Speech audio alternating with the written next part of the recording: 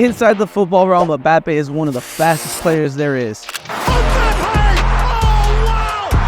He is an awesome force of nature! What we've learned is there are proven ways to increase your running speed. While few footballers understand this, the rest don't even think about it. By the end of this video, you will understand 7 different tactics that you can implement into your training so that you can become just as fast as Mbappe. Number 1, are you using your cleats properly?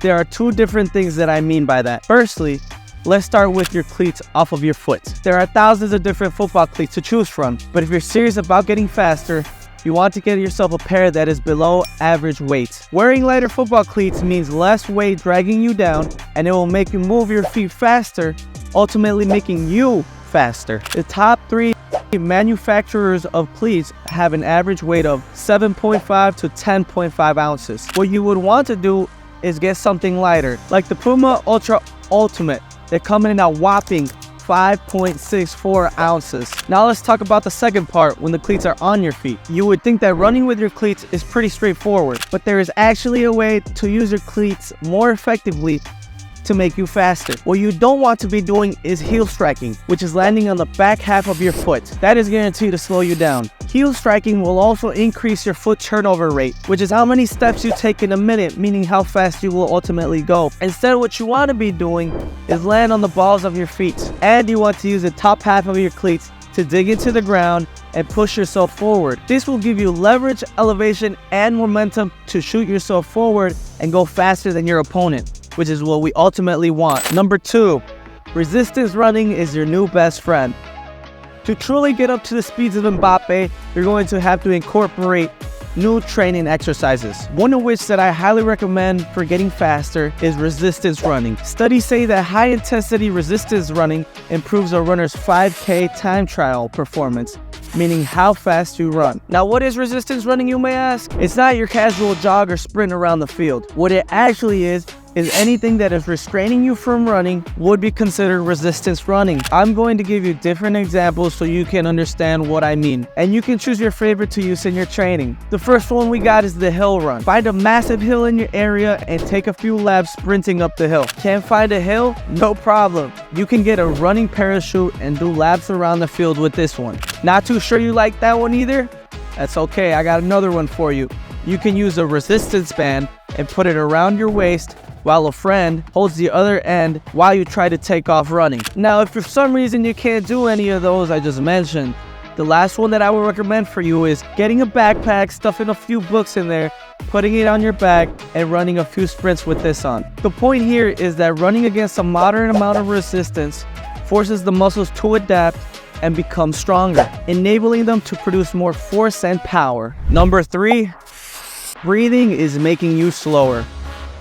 If you've ever done any speed work or high intensity running, you know just how quickly your breath and heart rate can spike up to uncomfortable levels. So how you breathe is an important part of your running and speed. What you want to avoid doing is chest breathing, because it will limit the amount of oxygen you receive and cause muscle fatigue. That is why training your breathing muscle, which is the diaphragm, will help you run faster and longer. To breathe with your diaphragm, you will start by breathing in through your nose and exhaling out through your mouth at an easy pace to increase your ventilatory threshold. This will bring more air into your body with every breath. More air equals more oxygen, and more oxygen will be able to get to your muscles.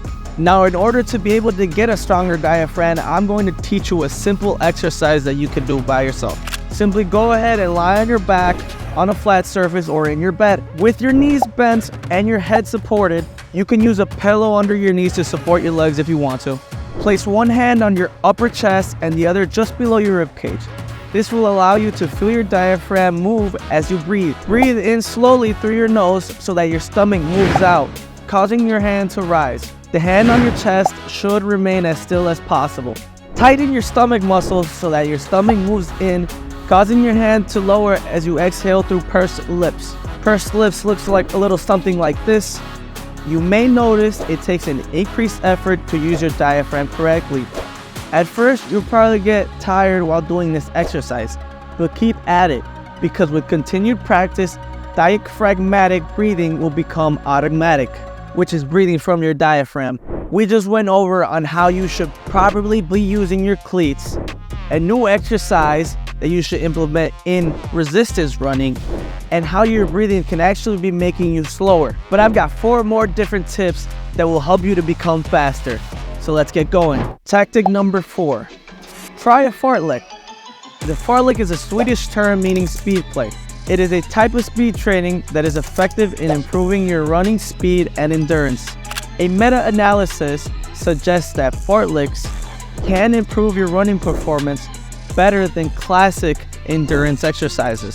Sounds great and all, but how is a fartlek actually performed? When you're out going for a run, instead of doing a jog or running at a certain pace, you want to instead alternate from high intensity to low intensity. This means sprinting as hard as you can and then jogging to recover until you're able to sprint again. And then the cycle just repeats itself. I would suggest with just starting off with 10 minutes and then gradually increasing the duration if you're just starting off with fartleks. This exercise is pretty essential since in an actual game, you're usually just jogging around the field until you have to sprint to get the ball or defend. Tactic number 5, Mbappe isn't weak. It is safe to assume that all footballers, even Mbappe, do a good amount of training in order to be prepared for a match. Weight and strength training are crucial to your overall speed and performance. In fact, an analysis shows that 2 to 3 weekly strength training sessions improve your speed drastically. Meaning Mbappe isn't weak, he regularly has to go out and hit the gym. Okay, but what specifically should you focus on to get faster? After all, it's your legs and feet that do most of the work. Well, something you might have not thought about is your abs and midsection. Your abs are responsible for preventing excessive rotation during your runs. You see, the movement of one arm forward and the opposite leg backward would normally have you twisting side to side. The movement of your upper body and legs helps blunt that rotation, and then your core goes in and fills the gaps. It keeps you stable and moving forward instead of wasting energy in the rotations. There's also been a study in 2019 that shows just an 8-week